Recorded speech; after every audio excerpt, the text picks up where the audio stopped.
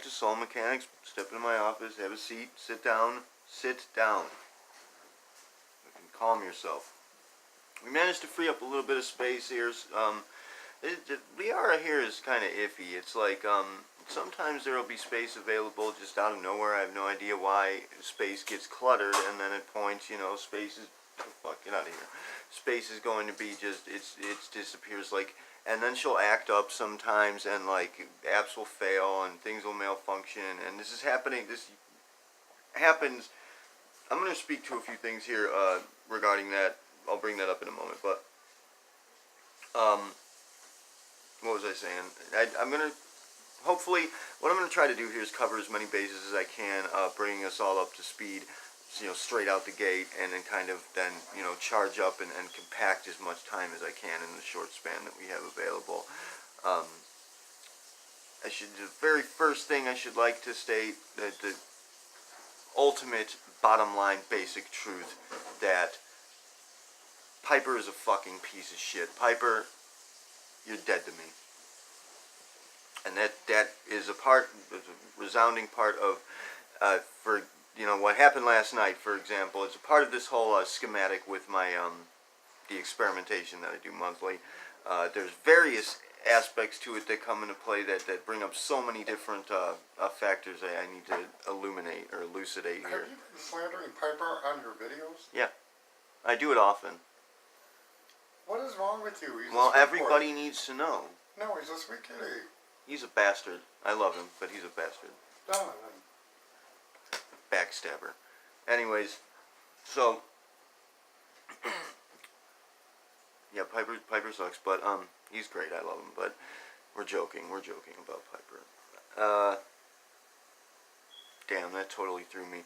Okay, so several factors that come into play that are kind of tricky that I want to elucidate so that I can kind of try to come to grips on it. I have so many theories that I'd like to bring up, and we my roommate and I were talking. We just brought up just a lot of things that need to be spoken to. But this is going to be the actual continuation for that Enlightenment series, which I am actually going to go ahead and launch a whole new course with that, because it's brought up a lot for me. And this course will be similar to the Approaching Nowhere course, kind of an offshoot in the sense that it's going to be mainly videos that are speaking directly to issues, specific issues, or like a news feed sort of what topic of the day sort of thing, responding to or resounding specific people. I'm trying to speaking things to specific people. As I said, this series and this video is for a specific person. As I said, I won't name him, because he's got this he's in this state of samdi, as we've spoken to, and he's got various particulates in play that are causing for him to think in ways that are, everybody's allotted their own opinion. Everybody can have their own viewpoint, their own worldview and such, and that's totally fine. And of course, no, I'm not going to say that. Look, I need to bring up the fact of the matter that this person, he does not want me to name him, not because he doesn't want me to slander him or something of that nature, but because he believes that it is in some way vain and thereby wrong for him to be acknowledged and proud of himself. And that's something I've already spoken to, which is that's going to be like the basic bottom line fucking problem here. That's the problem. That's one of the biggest problems we have. Society in general, mainly Western society, has been indoctrinated by modern, public education, really, and the religious factors that come into play too. It's coming back to religion. It's always coming back to religion. But they've been indoctrinated to believe that somehow it's egotistical and vain, that just the fucking idea that ego exists, period. There is no ego. You don't have an ego. That's a trick. It's a way to pass the buck and dismiss your own responsibility and suggest that there is some, absentee part of yourself that is, in some way I don't know, like deceiving you, and you know that it can be blamed. The ego can be blamed for whatever, you know, your actual responsibilities are that you're either failing to commit to, or, you know, making mistakes with. You can make mistakes. You're allowed to do that, and you are allowed to be proud of yourself. In fact, you fucking should be. And anybody that has told you that there is something wrong with, you know, being proud of yourself and being acknowledged for your works, they're doing that to try and downplay you, to trap you, to put you down, to put you out. It's just a method for society in general to be, you know, what's the word? I lost the word, but you know what I mean. To be oppressed, to be suppressed, to be like they actually there is no real they, but this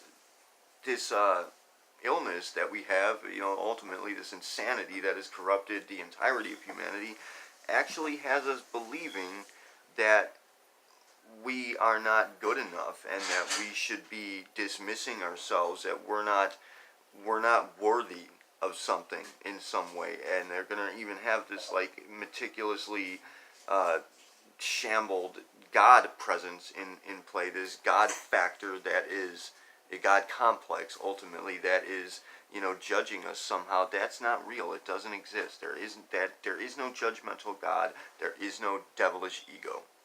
These are tricks. These are tricks that are causing for you to see yourself in somewhat somehow of a negative or worthless light, and that's no good. That doesn't work.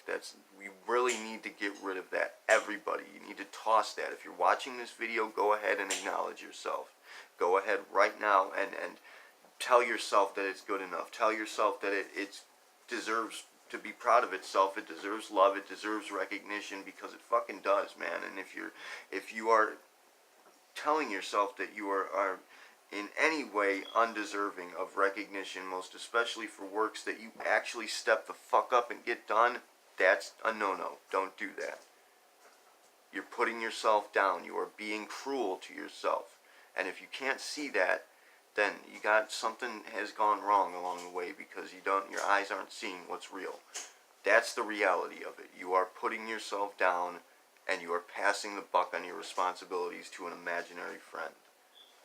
Now, I want to try and cover some of the bases that, you know, obviously I said we're going to continue on the Enlightenment Traps series here. So, as I was saying before, I wanted to cover really quickly, I wanted to cover that when I do this experimental thing monthly, the extremity deprivation experiment, what I'm doing essentially is kind of activating or engaging pieces of myself that are kind of locked off and hidden, and I'm unlocking them, I'm tapping into them, I'm bringing them to the surface.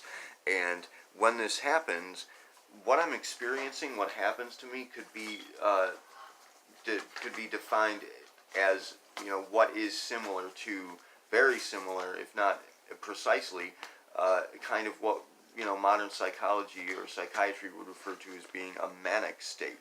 But the manic disorder in and of itself is usually kind of associated, for the most part, it's always going to be associated to what we're going to refer to as being a bipolar state, or bipolar disorder, wherein your mood, I suppose you could say, is going to shift, you know, dramatically at random. But in this light, in this particular scenario, you actually bring this manic state up and keep it. It remains, and that manic, you know, it's like a manic happiness. It's like a manic joy. It's a manic, and yes, I do from time to time. My mood will shift if something goes wrong, and that's something I'm actually needed to. It seems as though when I bring these pieces to the surface, you know, things are going to go wrong all the time. Like yesterday, I apologize for the video last night that I blew up on you guys, and I was kind of mean about it, and I even insinuated that we were in serious trouble. Now, we are in serious trouble. We are at risk. We have a very short window to turn things around and make it work, or And we do have to do this. Like, I know that you guys have trouble accepting the responsibility of having the weight of the fucking world on your shoulders. It's understandable, but I'm sorry, you're gonna need to wake the fuck up and get it done. Party's over. We need to start really kicking ass here now, and it's like, as I've said before, it's a frog in boiling water scenario wherein you don't really, it's gradual, and you don't really notice how difficult things are getting until it's dead. It's like if you don't pick up and make progress, like huge progress, move fast, really start banging it out, doing the fucking most that you can, as often as you can, right now, chances are you're going to wind up sort of noticing that you had dropped the ball when it's already broken. And that ball is our home, our world. It's our everything. This is the only thing. There's no other game in town. We fuck up this planet, we're done. We fuck up this cycle, we're done. Because I've stated this before, and I really need to get it across. Sure, we have gone through this process before, and we have failed several times over, and we've built ourselves back up to where we are. This time, the Earth no longer has the resources available that we would require to rebuild. We will be stuck on a planet that is uninhabitable, essentially. I mean, we can fight to survive just like the cavemen did, but for what? There's no progress to be. We can't do anything. We'd be stuck in a fucking hopeless trap.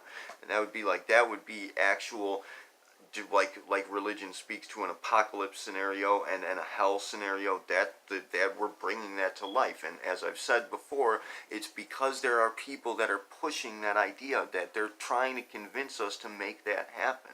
We need to turn that around. We need to illuminate that value system, that concept they put in play, essentially the God concept, or the God complex that religion has presented. We need to bring that to light, show it to the world, and have everybody fucking ditch it, trash it. It's no good. We need to take that program, put it in the trash, and empty it. Delete. That's what we need to be doing. And so yeah, I apologize that I had, really spoken down about our general situation, but what had been happening is that I was having the day of a lifetime, and my days last, in my perception, for like a week or so now. So it's like things, and during this time that was just stretching on and on and on, and I was in that manic state. I had that kundalini bursting, and the isolated, which it seems as though the experiment might actually have worked out this time, because I have retained a great deal of the qualities that I have in that state this following day, although it's too early to really say for sure, but it really seems like it worked out this time.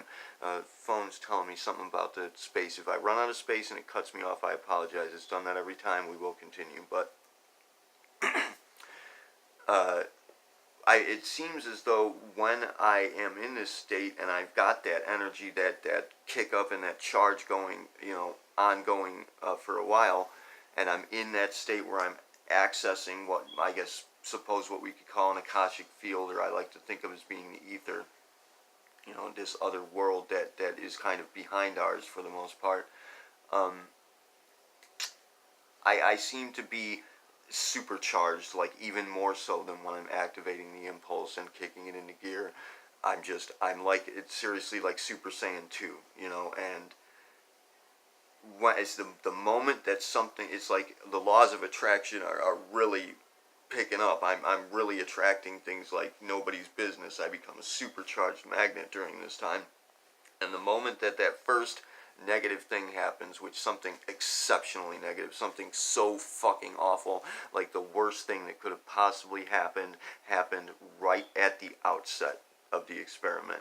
And from that point on, I got that negative thought in my mind, I feel negative, and I am attracting it like fucking all hell breaks loose. Every single possible thing that could have gone wrong did.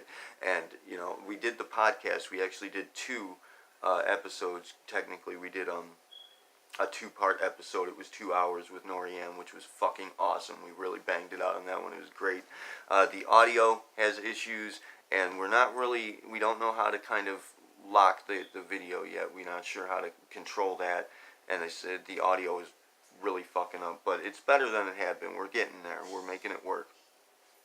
But I mean, if you watch the podcast on Outcast Revolution, go check out Mandy's channel, Outcast Revolution. I built it for her, so please, give me some fucking props, peeps. But if you watch that, it'll appear as though we were having a great time and it was humorous, and then we were, just really. But I mean, I was being bombarded throughout the entirety of that by every last little thing, and everything's been, everything for me has just gone to shit. I'm living in a fucking trash heap, and it's a nightmare. But obviously it's stopped happening now. Things are okay, but I'm left with the repercussions of it. And the video that I made last night was an indication of how I had been feeling. At what point, my personal issues are going to color my perception of our general situation in total. So that's going to be an example of what I was speaking to in regards to hallucinations. My experiences throughout that day, throughout that week, has what was coloring my view on the world that isn't actually real. That's just what I was seeing through my filters, and that's a hallucination. That's going to be what I mean when I'm speaking to hallucinations. And this samdi as accepted as a plausible way of life, a destination, and an ultimate discovery or an ultimate happening. That's a hallucination. I'm going to try to explain how and why as best I can, but firstly, I should like to say, as I kick into this Enlightenment traps thing, I look like shit. I apologize for that. Like, I'm losing weight like nobody's business. My metabolism keeps getting higher. My time keeps speeding up. It's like out of control now. That impulse is really, really rocking my shit. It's moving faster and faster and stronger as I go along.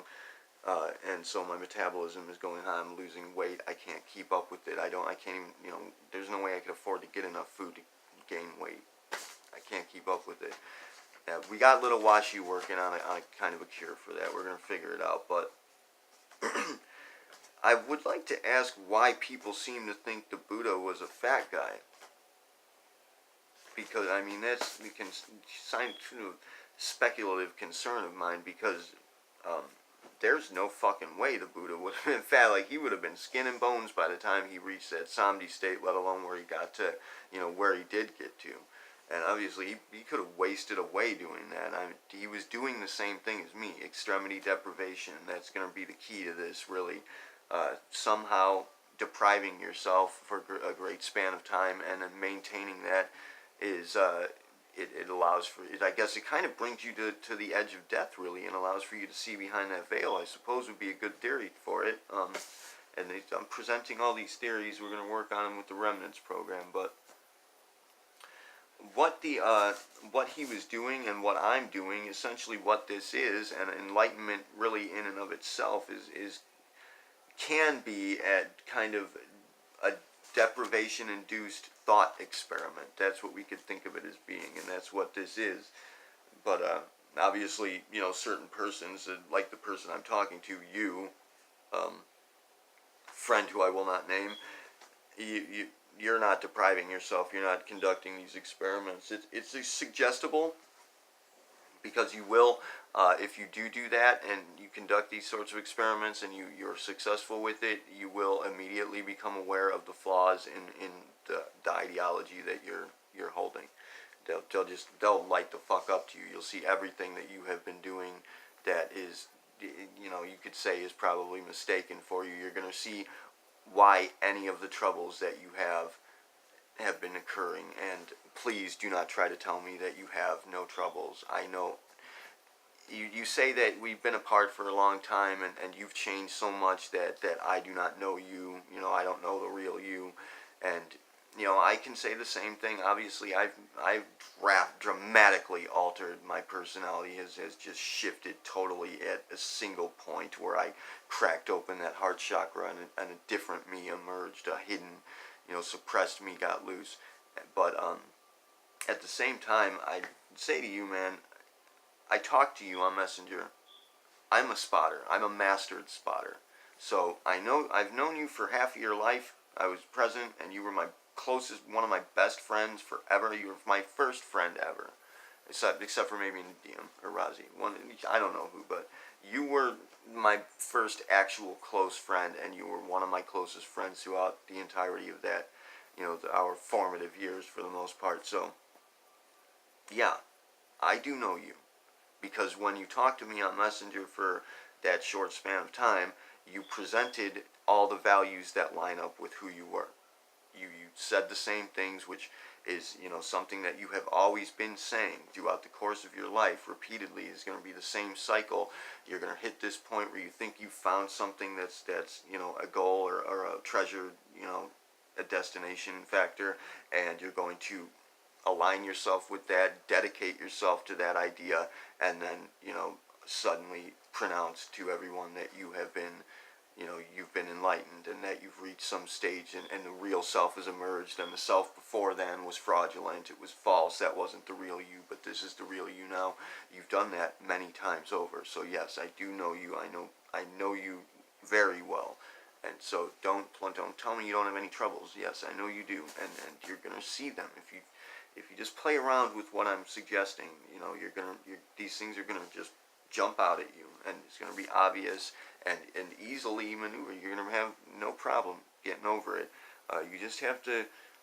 Everybody that's watching, there's just certain values you have in play that I know that they make your life easier, but the easier way is never the best way, period. And you cannot shine without the darkness. Excellence is a habit. You need to train it. That means that you need to be overcoming a challenge in order to present the best version of yourself. That's why challenges exist. You cannot remain in a state wherein you believe that you've overcome everything and surpassed everything. That means essentially that you have hit bottom and given up. That means that you are no longer being challenged. You are no longer developing. You're dropping out. You are dropping out. And right now we are in such a fucking important and challenging and just look at the world, man. Open your eyes and look at the world. Very challenging stage, because we are living in a fucking nightmare where every possible thing that could be, of detriment to us is promoted and accepted, and people just, McDonald's is great. Let's go to McDonald's. No, McDonald's is terrible. It's feeding you poison. Let's go ahead and fucking drink all the time. Dude, alcohol is the most dangerous fucking thing you can possibly have on your system, on your person.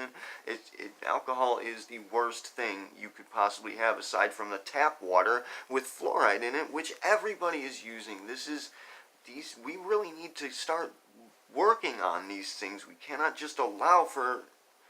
We're in a dangerous situation, people. It's time to grow up, pull up your big boy pants and be adults.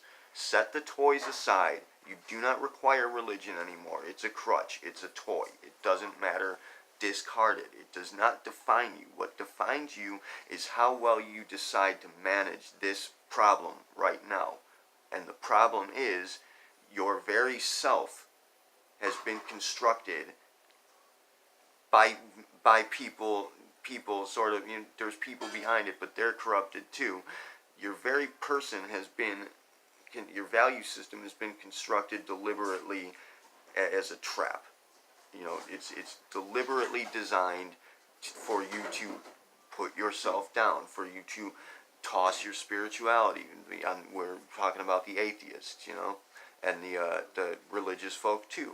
They are programmed to eliminate their spirituality. They are literally programmed to separate themselves from the concept of an existing God, which is anti-theism, because the actual existing God figure, the real God, is your relationship to nature, your relationship to life, your communication, and your ability to make use of and utilize the values in play, your resource technology, your ability to design and function of your own accord.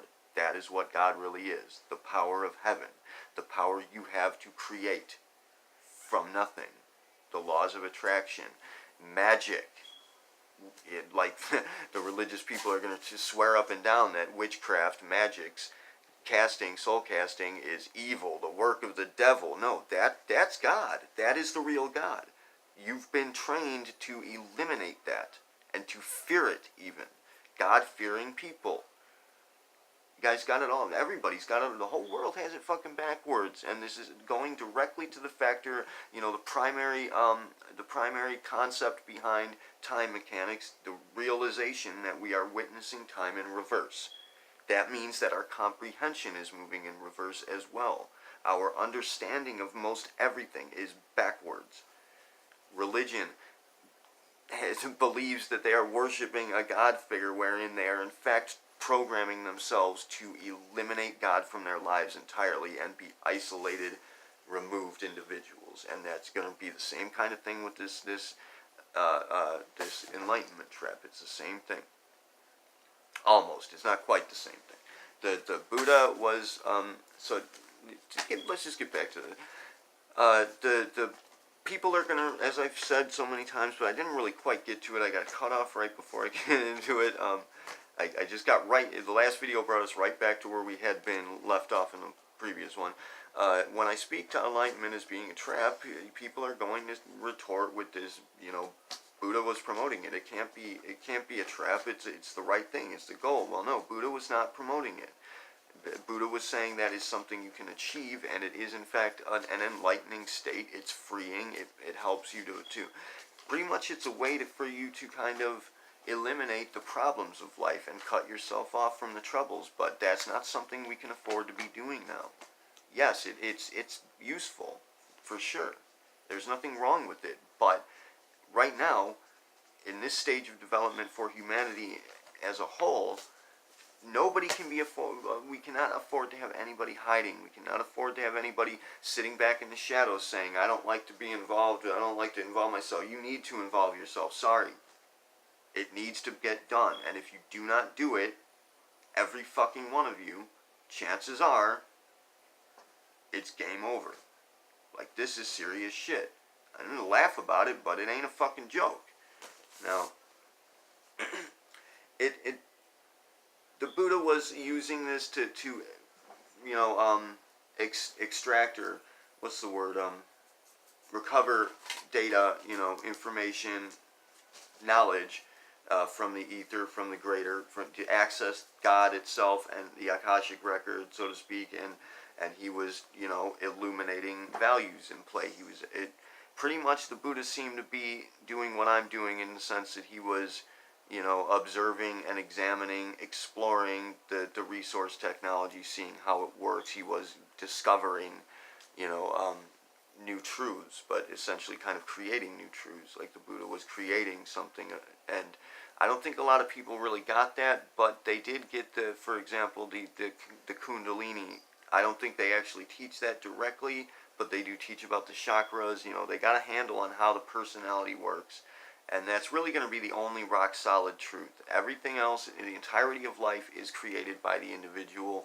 We're making up the rules. Physics is in fact designed by us as a community. That's going to be the basic bottom line truth. But I think to speak to an absolute situation, is going to be coming to those chakras ultimately. That there are designate factors, catalyst events in time, space, that are rock solid truths, like the chakra system, that you can design the chakras, you can manipulate how they operate, you can change the story and act, you can direct your own destiny, but behind that, those chakras exist. So there's something real to that, but there's nothing ultimately real about what is created from that. And that's hard to follow. This is on the fly. I don't really know how to explain that properly. I'm going to get to it though, don't worry. But